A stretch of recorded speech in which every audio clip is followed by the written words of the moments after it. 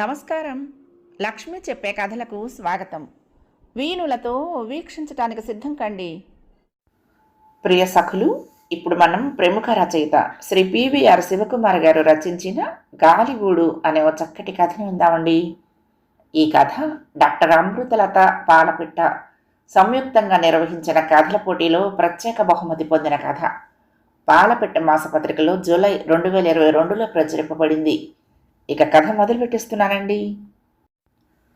ఒక పక్కకి ఒత్తిగిల్లింది శారద. వెల్లికలా పడుకుంటే క్రింద సోలంతో గుచ్చుతున్నట్లు వెన్ను నొప్పి, పైన శూన్యాకాశంలో తెల్లని సీలింగ్.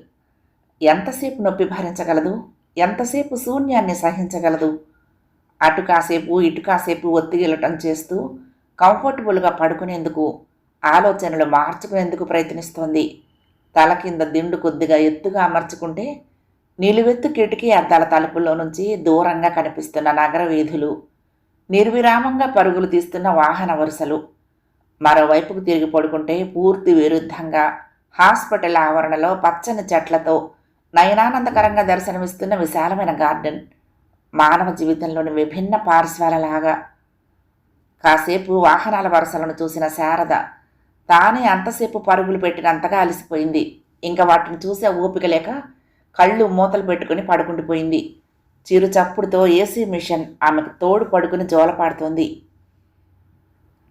నెల రోజులు దాటుతోంది శారద హాస్పిటల్లో చేరి. అంతులేని పరీక్షలు, అంతుపట్టని రోగం. ఎన్ని రోజులు అక్కడే ఉన్నా డబ్బు సమస్య లేదు కాబట్టి లక్ష్య పెట్టని భర్త లక్ష్యం లేకుండా వదిలేశాడు హాస్పిటల్లో. ఇంటికంటే గుడి పదిలమని అతడికి తెలుసు. ఇంట్లో ఉంచుకుంటే అనుక్షణం ఆమె ఆరోగ్యంలో హెచ్చుతగ్గులు గమనించే బాధ్యత అతని మీదే ఉంటుంది. హాస్పిటల్లో అయితే రోజుకోసారి చుట్టం చూపుగా పలకరించి వెళితే చాలు.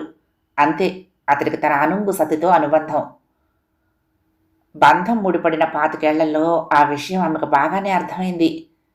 జన్మ జన్మల బంధం, ఆలుమగల సంబంధం అన్న మాట విన్నది శారద. అయితే ఆ జన్మాంతర బంధం స్నేహానుబంధమే కానక్కర్లేదు, మూషిక మార్జాల వంటి వైరుబంధం కూడా కావచ్చునని అనుభవం ఆమెకు తెలిపింది. ఒక జన్మలో తీరని కక్ష మరు జన్మలోనైనా తీర్చుకునే నిమిత్తం కూడా భార్యాభర్తలవుతారని ఆమెకు తెలిసొచ్చింది. భర్త శత్రుఘ్ను తనను శత్రువుగా చూడటానికి, నిత్యం అనుమానాలతో అవమానించడానికి జన్మాంతర వైరి బంధాన్ని మించిన కారణం మరేమీ తోచలేదు శారదకి.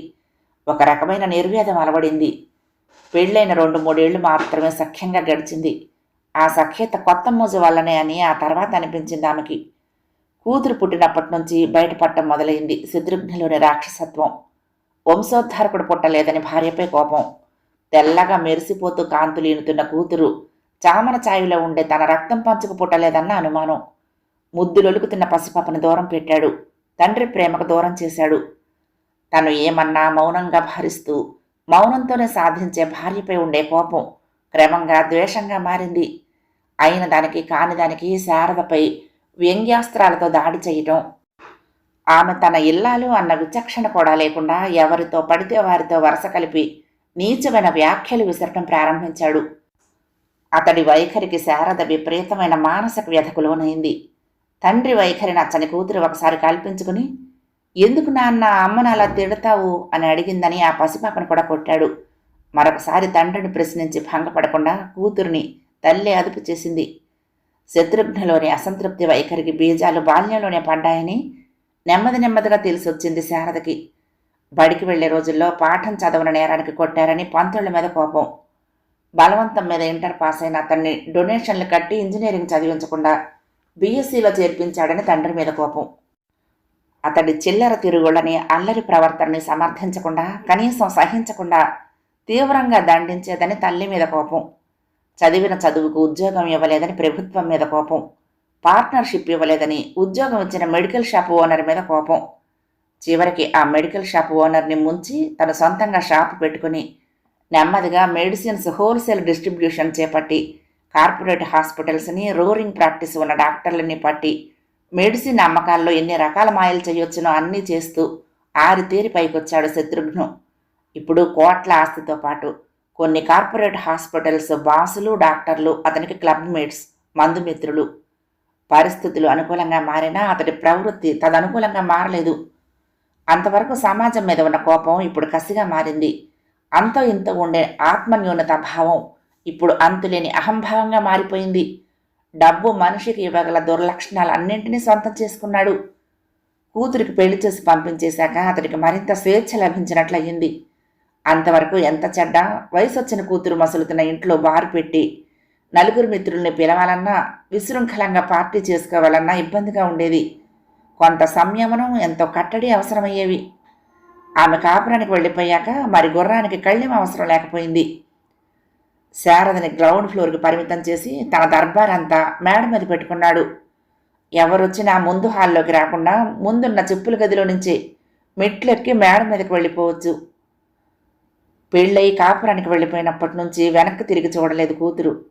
అది నా ఇల్లు కాదు, పండగలకు కూడా రాను, నన్ను పిలవకు, నిన్ను కాదన్నాననే బాధ నాకు మిగల్చకు అని తెగేసి చెప్పింది.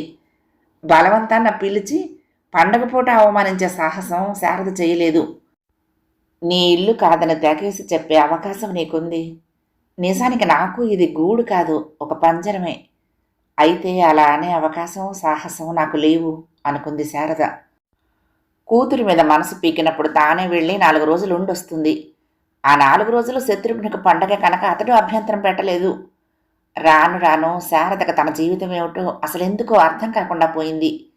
ఉండటానికి ఇంట్లో ఇద్దరున్నా ఒక్క గొంతు వినిపించని నిశ్శబ్దం. భర్త ఇంట్లో లేనప్పుడు ఉండే ఒంటరితనమే అతడి ఇంట్లో ఉన్నప్పుడు రాజ్యం వెళుతుంది. ఇష్టం లేని దాంపత్యంలో ఇద్దరు అవసరమా? అతడు లేని జీవితాన్ని ఊహించుకోలేని మానసిక దౌర్బల్యంతో నలిగిపోయే సాధారణ స్త్రీ తను. కానీ తన ఉనికిని నిర్లక్ష్యం చేసి అతను సుఖంగా ఉండగలుగుతున్నాడు. అతను అదే కోరుకుంటున్నాడు. అది తెలిసి తను అతని సుఖానికి అడ్డంగా ఎందుకుంటున్నట్టు? ఆ ప్రశ్నకు ఆమెకు సమాధానం దొరకలేదు.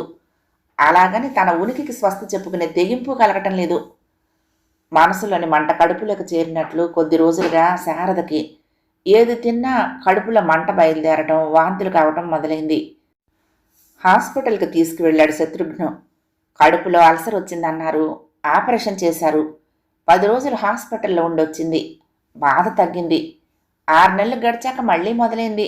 మళ్ళీ హాస్పిటల్, మళ్ళీ టెస్టులు. ఈసారి అల్సర్ కనపడలేదు. కారణం అంతుబట్టలేదు. అల్పాయు అయినా ఉన్నన్నాళ్ళు ఆరోగ్యంగా ఉండాలి కానీ ఇలాంటి రోగాలతో బాధలు పెట్టే దీర్ఘాయుర్దాయం ఎందుకు ఇస్తాడో దేవుడు అన్నాడు శత్రుఘ్నం. ఆ మాటలు అతను బాధపడుతూ అన్నాడో, తనను బాధించాలని అన్నాడో ఊహించలేనంత వెర్రిది కాదు శారద. ఎలా బతకమని ఇచ్చినా దేవుడిచ్చిన ఆయువు మన ఇష్ట ప్రకారం అంతం కాదు కదా. రాసిపెట్టి ఉన్నన్నాళ్ళు బాధల నుంచి తప్పించుకోలేము. అవి రోగం వచ్చి దేహం పెట్టే బాధలైనా సరే, భర్త మాటలు మనసును పెట్టే బాధలైనా సరే అనుకుని నిట్టూర్చింది. హాస్పిటల్ పర్యవేక్షణలో టెస్టులు చేస్తూ మార్చి మార్చి ట్రీట్మెంట్ చేస్తాం, తప్పక తగ్గుతుంది అన్నారు డాక్టర్లు. ఒప్పుకున్నాడు శత్రుఘ్నం. ఒప్పుకోక చేసేది ఏమీ మిగలలేదు శారదకి. ఇంటి ఒంటరితనం తప్పినందుకే సంతోషించింది. రోజంతా పడక మీదే టీవీ చూడటమో, ఏదైనా సినిమాలు ఏ అమెజాన్ ప్రైమ్లోనో నెట్ఫ్లిక్స్లోనో చూడటమో, మరీ తోచనప్పుడు ఉదయ సంధ్య వేళలోనో సాయం సమయాల్లోనో హాస్పిటల్ గార్డెన్లో వాకింగ్ చేస్తూ సమయం గడుపుతోంది. టీ తాగండి మేడం అంటూ సిస్టర్ వచ్చి లేపితే మెలకు వచ్చింది శారదకు. లేచి కూర్చున్న టైం చూసింది. 5 అవుతోంది. టీ తాగాక విసుగ్గా అనిపించింది. గ్రౌండ్ ఫ్లోర్కి వచ్చి గార్డెన్లోకి నడుస్తూ కారిడార్ పక్క గదిలో నుంచి ఏదో డ్రిల్లింగ్ చేస్తున్న శబ్దం, ఒకలాంటి పెస్టిసైడ్ వాసన వచ్చి అక్కడే ఆగిపోయింది. ఆ గది గుమ్మం దగ్గరకు నడిచింది.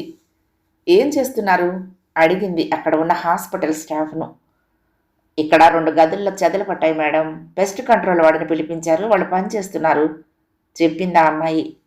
పనేమీ లేని శారద కుతూహలం కొద్దీ అక్కడే నిలబడి వాళ్ళు ఏం చేస్తున్నారో గమనించసాగింది. ఒకతను హ్యాండ్ డ్రిల్ గన్ పట్టుకుని గోడ దగ్గర రంధ్రాలు చేస్తున్నాడు. గది గోడల క్రింది భాగాన నేల మీద నీళ్లు పోసి కడిగినప్పుడు ఆ తేమకు గోడలు పాడు కాకుండా ఫ్లోరింగ్ కానుకొని వేసిన 6 అంగుళాల స్కర్టింగ్ టైల్స్ జాయింట్లో రంధ్రాలు చేస్తున్నాడు. లాఘవంగా స్కర్టింగ్ దాటించి టైల్స్ దెబ్బతినకుండా కేవలం గోడలోకి దిగేలా రంధ్రం తొలిచి ఆ రంధ్రంలోకి ఏదో మందు ఇంజెక్ట్ చేస్తున్నాడు. ఆ వెంటనే ఆ రంధ్రాన్ని సిమెంట్తో మూసేస్తున్నాడు. శారద చూపుతున్న ఆసక్తిని గమనించి పురుగుల మందు పట్టుకొని నిలబడ్డ వ్యక్తి ఆమెకు పద్ధతి వివరించాడు. అలా రంధ్రాలు చేసి ఆ రంధ్రాలలో పురుగుల మందును ఇంజెక్ట్ చేశాక ఆ చెద పురుగులు గోడలో నుంచి బయటికి రావుట, లోపల కృషించిపోతాయిట. శారద ఆ ప్రాసెస్ అంతా తదేకంగా గమనించింది. విచిత్రంగా తన భర్త బుర్రకి కూడా అలాగే చెదలు పట్టాయన్న ఆలోచన వచ్చింది ఆమెకు. ఒక వింత ఆలోచన కూడా వచ్చింది. తన భర్తకు కూడా ఎవరైనా ఇలాగే బుర్ర తొలిచి ఆ మందు చూపించి బుర్ర నిండా ఉన్న ఈగోని, చెడ్డ బుద్ధిని బుర్ర దాటి బయటపడకుండా నాశనం చేయగలిగితే ఎంత బాగుంటుందో అనుకుంది. అక్కడ అంత బాగుందా? ఉలిక్కి పడి వెనక్కు తిరిగి చూసింది శారద. వెనకనే నిలబడ్డ శత్రుఘ్నం. వేలకు వేలు అద్దె కడుతున్న స్పెషల్ రూమ్ కన్నా ఇక్కడే బాగుంది కదూ? అవును, ఆ గదిలో అయితే నువ్వు ఒక్కతివే, ఇక్కడైతే మంచి మగ కంపెనీ. వంకరగా నవ్వాడు శత్రుఘ్నం. చివ్వున చిమ్మాయి శారద కళ్ళల్లో నీళ్లు. ఏమి తోచకిటొచ్చాను, మీరు రోజు 6 దాటితే గాని రారు కదా అంది కళ్ళల్లో నీళ్లు నిగ్రహించుకుంటూ. పాపం, ఇవాళ ఇంత త్వరగా వచ్చి నిన్ను పట్టేసుకుంటానని ఊహించలేదు కదూ? విషపు నవ్వుకి ముసుగు వేసి దరహాసంగా మార్చాడు శత్రుఘ్నం. చివుక్కున వెనక్కు తిరిగి లిఫ్ట్ కేసి నడిచింది శారద. నీకు వాళ్ళతో కాలక్షేపం బాగుంటే వెళ్ళు, పర్వాలేదు. నాతో రోజు చెప్పడానికి నీకు పెద్దగా మాటలేముంటాయి? గదిలోకి వచ్చిన తర్వాత కూడా ఆ టాపిక్ వదలకుండా అన్నాడు. నేనంత బజారు దానిలా కనిపిస్తున్నానా? ఇలాంటి మాటలు మాట్లాడే బదులు గుక్కెడు విషయం వచ్చి చంపి పారేరాదు నన్ను?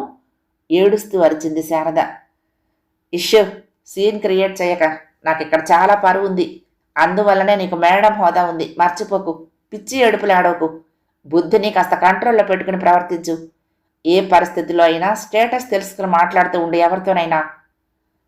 నెమ్మదిగానే అయినా కటువుగా, కఠోరంగా, మంచు ఖడ్గంతో కోత పెడుతున్నట్లుగా చెప్పాడు. ఆ తర్వాత మరొక పావు గంట అతడున్న ఇద్దరి మధ్య మరేం మాటలు సాగలేదు. మంచం మీద శారద, కిటికీ దగ్గర శత్రుఘ్నం.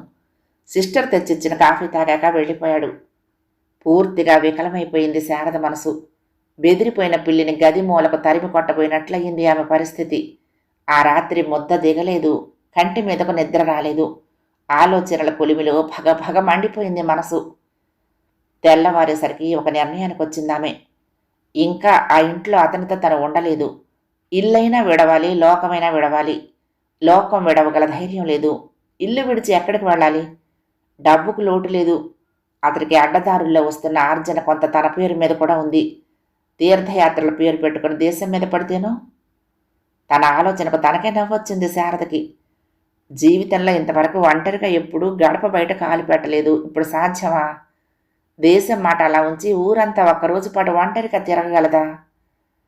సీరియస్గా ఆలోచిస్తూ ఉంటే, ఆ పంజరపు బతుకు వద్దనిపిస్తూ ఉంటే, గగనం శూన్యమైన గమ్యం వెతుకుతూ ఎగిరే పక్షిలాగా ఎగిరిపోవాలనిపించింది.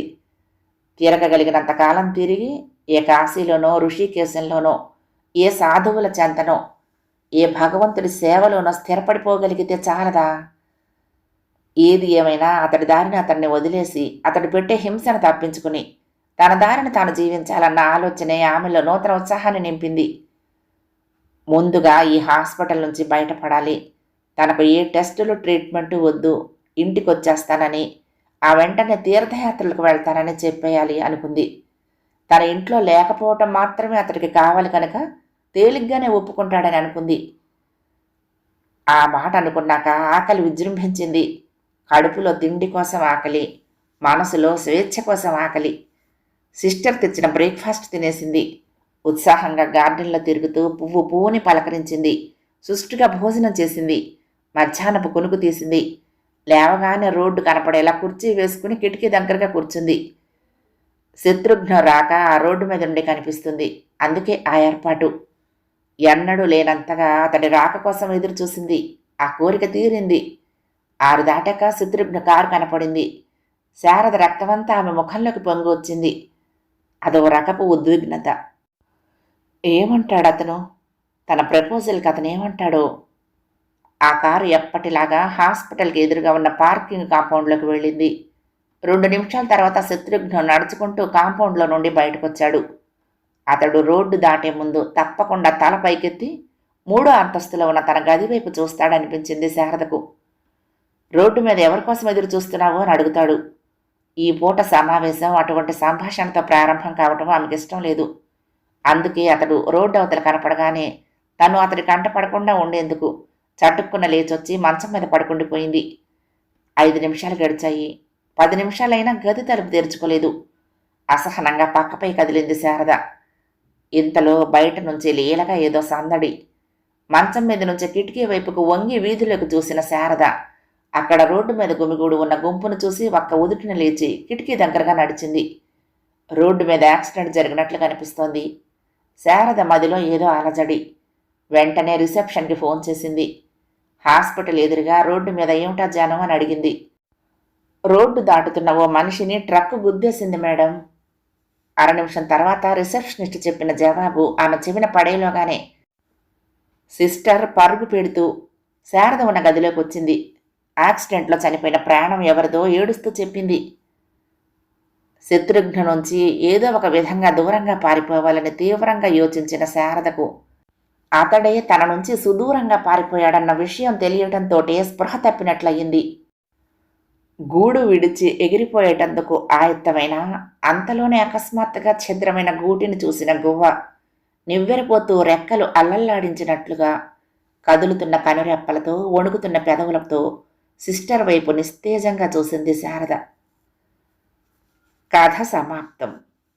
ప్రియ సఖులు, ఈ కథ మీకు నచ్చితే తప్పకుండా లైక్ చేయండి, షేర్ చేయండి, కామెంట్ చేయండి, సబ్స్క్రైబ్ చేసుకుని నన్ను ఎంకరేజ్ చేయండి. ఉంటానండి. ప్రేమతో లక్ష్మి. కృష్ణాతీరం దుర్గమ్మ సన్నిధానం. నమస్తే.